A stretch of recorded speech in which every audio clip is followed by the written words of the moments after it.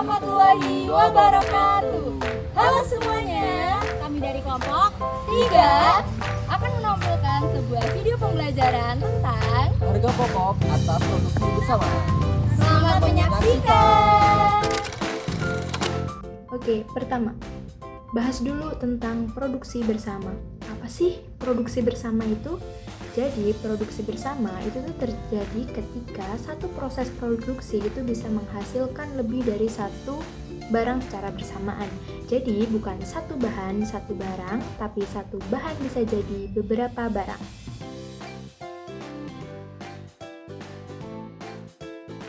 Pembahasan yang kedua, yaitu produk sampingan. Produk sampingan adalah produk yang juga muncul dari proses produksi bersama, tetapi bukan sebagai tujuan utama perusahaan. Produk sampingan biasanya itu muncul hasil tambahan dari proses produksi produk pertama. Nah, untuk contohnya, aku jelasin ya. Sebagai contoh, pada pabrik pengolahan minyak mentah, satu proses produksi menghasilkan beberapa jenis produk. Produk utamanya adalah bensin dan solar. Karena kedua produk ini memiliki nilai jual paling besar dan menjadi fokus utama perusahaan. Namun, dari proses yang sama juga dihasilkan produk lain seperti LPG atau aspal. Produk-produk ini bukan tujuan utama produksi dan nilainya lebih kecil dibandingkan bensin dan solar, sehingga disebut sebagai produk sampingan. Meskipun nilainya lebih kecil, produk sampingan tetap bisa dimanfaatkan dan dijual, sehingga tetap memberikan keuntungan tambahan bagi perusahaan. Pembahasan yang ketiga, alasan pembebanan biaya bersama.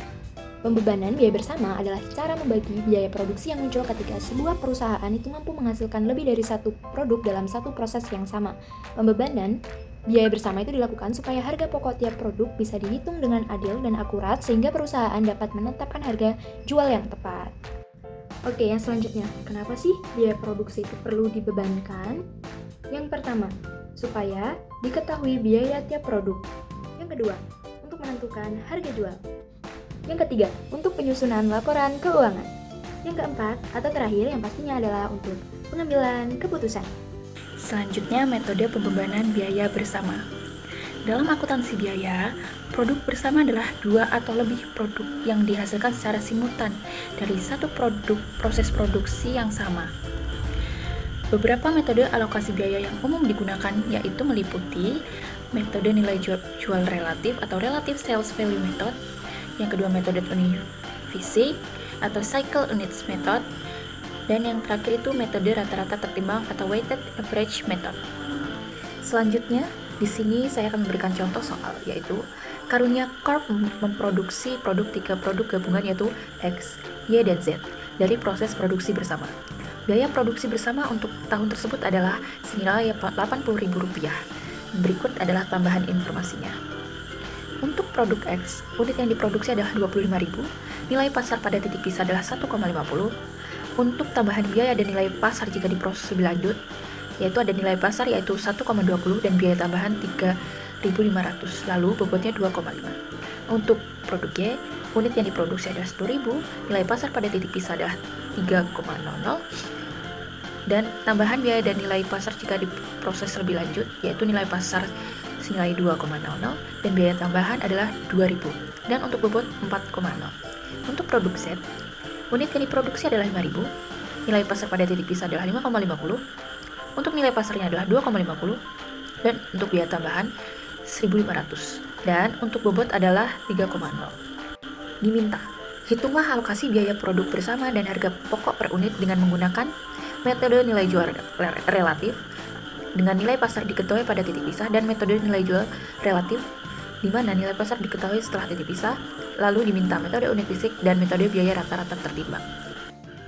Untuk unit yang diproduksi dan nilai pasar per unit udah diketahui di atas ya teman-teman. Sekarang kita akan mencari total nilai pasar, yaitu total nilai pasar sama dengan unit yang diproduksi dikali nilai pasar per unit. Dan untuk menghitung nilai pasar relatif adalah nilai pasar relatif sama dengan total nilai pasar dibagi total nilai pasar secara keseluruhan dikali dengan 100%. Lalu untuk menghitung alokasi biaya bersama adalah alokasi biaya bersama sama dengan biaya produksi bersama dikali nilai pasar relatif. Dan untuk menghitung harga produk per unit adalah harga produk per unit sama dengan alokasi biaya bersama dibagi dengan unit yang diproduksi. Sekarang kita menghitung metode nilai pasar relatif dengan nilai pasar diketahui setelah titik pisah. Untuk unit yang diproduksi, nilai pasar dan biaya pemrosesan lebih lanjut sudah diketahui soal di atas ya teman-teman.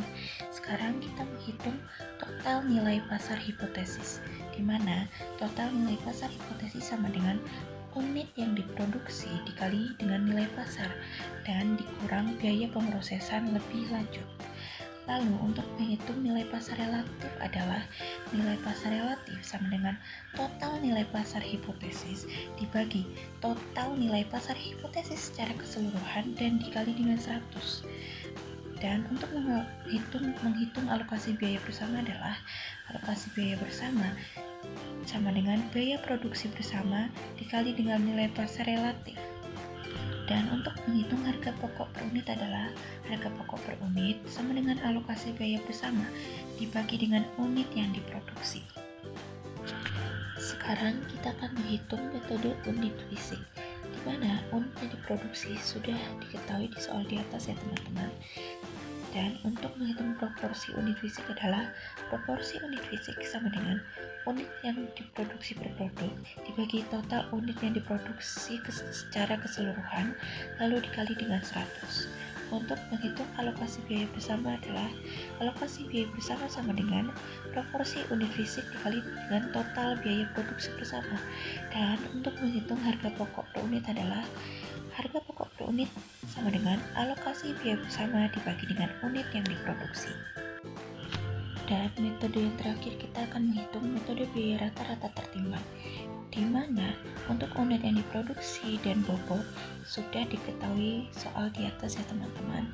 Sekarang kita akan menghitung total unit rata-rata tertimbang, di mana total unit rata-rata tertimbang sama dengan unit yang diproduksi dikali bobot. Dan untuk menghitung persentase adalah persentase sama dengan total unit rata-rata tertimbang per unit dibagi total unit rata-rata tertimbang per unit secara keseluruhan lalu dikali dengan 100. Dan untuk alokasi biaya bersama adalah alokasi biaya bersama sama dengan biaya produksi bersama dikali dengan persentase. Terakhir, untuk menghitung harga pokok per unit adalah harga pokok per unit sama dengan alokasi biaya bersama dibagi dengan unit yang diproduksi. Pertama, pelakuan produk bersama dan produk sampingan. Pelakuan terhadap produk sampingan dalam akuntansi dan pengelolaan biaya biasanya beda dengan produk utama. Ada dua pendekatan utama dalam pelakuan produk sampingan. Yang pertama, tanpa alokasi biaya produksi bersama. Produk sampingan dianggap tidak penting secara biaya sehingga biaya produksi bersama tidak dialokasikan ke produk sampingan. Dalam pendekatan ini, produk sampingan langsung dijual dan hasil penjualannya dicatat sebagai pendapatan tambahan atau pengurangan biaya produksi keseluruhan. Biaya-biaya khusus yang timbul untuk mengolah produk sampingan setelah titik pisah dapat dibebankan langsung ke produk sampingan tersebut. Yang kedua ada dengan alokasi biaya produksi bersama. Biaya produksi bersama dialokasikan ke produk utama dan produk sampingan berdasarkan metode tertentu. Misalnya berdasarkan nilai jual, volume, atau bobot produk setelah titik pisah. Alokasi ini berguna untuk menentukan harga pokok produk yang akurat bagi pelaporan eksternal dan penilaian manajemen. Selanjutnya ada perlakuan produk bersama dan produk sampingan. Secara ringkas, perlakuan produk bersama dan sampingan pada aspek biaya harus memperhatikan tujuan produksi, nilai jual, dan kebutuhan pelaporan, yaitu A. Produk utama diberi porsi biaya produksinya yang proporsional. Yang kedua, produk sampingan dapat diberi perlakuan khusus sesuai nilai jual dan proses pengolahan setelah titik pisah. Yang ketiga, biaya produksi sampingan bisa tidak dialokasikan dan hasil penjualan dicatat sebagai pendapatan lain atau pengurang biaya produksi. Itu dia video pembelajaran yang sudah kita tampilkan. Menarik kan? Semoga bisa bermanfaat dan bisa diterapkan dalam kehidupan sehari-hari. Terima kasih sudah menonton.